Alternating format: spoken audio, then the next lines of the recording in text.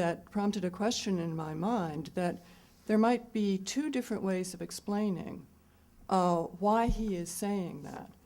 One might be the difference between the function of the substance, the body, the corporeal substance, on the one hand, and the implementing substructure on the other hand, along the lines of the distinction that you were making to Dan. Mm-hmm.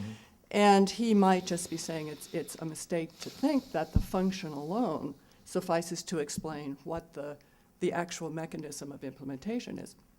The other possibility might be that he is focusing on the explanatory gap that you were mentioning later on, the striking heterogeneity between the sort of force that would constitute the nature of an immaterial substance and the sort of force that will push bodies around. Mm-hmm. So my question is, which of those do you think he has in mind?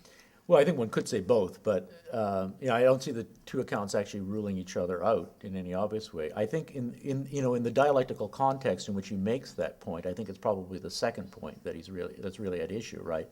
Because he's if you think who he's arguing against, he's very intent on rejecting these kinds of views that postulate the so-called occult qualities that just add to a material thing a power to produce whatever phenomena or effect you want to produce. And he seems to equate that, as he says, the common scholastics or the common schools. He sees that as an extension of that way of thinking. And so I think, he appeals here to the idea of a hylarchic principle, any kind of lifelike force giving to a body that in order to account for a certain kind of physical phenomena he wants to reject. So I think they're the second, yeah. If I could just push it a little bit further, but you would be willing to say that there are some texts in which he has the second in mind at least as, or what I call the first, in mind at least as well as that. Yeah.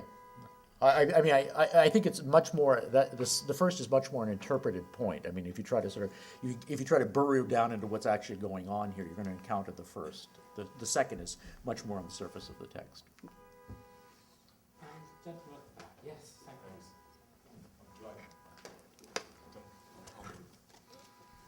So, Don. Okay. I wanted to take us back. I guess if this is the last question, right to the beginning. I've wondered this. I guess maybe since I read Nature's Laws and Miracles. I don't know that you addressed the question that I'm going to ask that you raised. Does Leibniz have a non-question begging argument against occasionalism, from your perspective? One that doesn't stalemate in assertions about what nature has to be like, or maybe. Yeah. Just speculate. Does the argument bottoms out in theology? No, I think the argument bottoms out in the concept of substance. Okay. Leibniz believes that he understands what it is to be an individual substance, and that to be an individual substance, it is necessary to have an intrinsic principle of force, something that produces changes but remains the same through change. And so, he thinks that Malebranche, just like Descartes, violates the necessary conditions on something being a substance, both in the conception of material force, of a material substance. It's as mere extension, which lacks a principle of actin. And then, Leibniz thinks he understands in the case of mind what it is to be a substance also, and Malebranche obviously says, we don't understand that. And so I think personally that's really where the argument bottoms out from Leibniz's point of view. Can I just follow that up? Sure. It doesn't seem to me that that's non-question begging, though. So maybe let me ask that. Is there a non-question? So that's where it bottoms out. But is it a non-question begging argument? Because Malebranche will reject that conception of substance. Now, whether he's right or wrong. Yeah, it's not quite clear, what at somebody that non-question begging.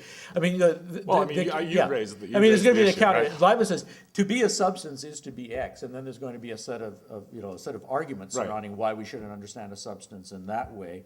And the kinds of consequences that Leibniz draws. Malebranche is one step away from Spinozism, according to Leibniz, right? Because there isn't really a conception of distinct individuals, right? If there's to be a conception of distinct individuals, they have to be substances with their own principles of action, right? So, non-question begging, Yeah, I think guess there's it maybe is- more to be said on Malebranche's behalf about, in response precisely to that, the charge of lapsing into Yeah. Spinozism, and Yeah. maybe it involves appeal to the confused idea of the soul, or the idea of the soul that we don't have.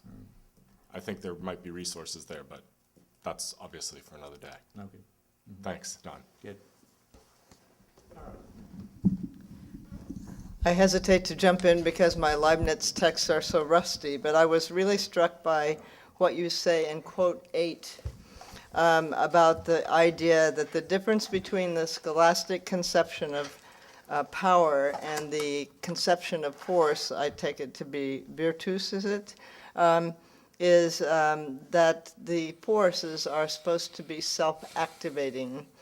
Now, scholastics believed there were self-activating powers, namely God's power, and in Scotus and Occam, willpower can be seen to be self-activating. But I was wondering how this idea that genuine force, which is definitive of substance, is self-activating, fit with Leibniz's sense of what that does to his conception of concurrence, divine concurrence. Because the problem, once the powers are self-activating, as we were saying, as Des raised yesterday, was, well, what is it that God does in concurrence? Yeah, no, I mean, it's a great question. I mean, it's sort of an extension of the question Bob was asking, really, right? So the self-activation is being manifested in the production of these different moments of force and a perceptual representational state, right? That's the result of it. Is it the force associated with those states by themselves that is actually sufficient to produce each of the states? That's what it would be to be genuinely self-activating, right? They required nothing but that force itself, or whatever primary power there was in the thing, with that state. Would be sufficient. But you're absolutely right. Leibniz is committed to divine concurrence. So something is happening. God is making some causal contribution.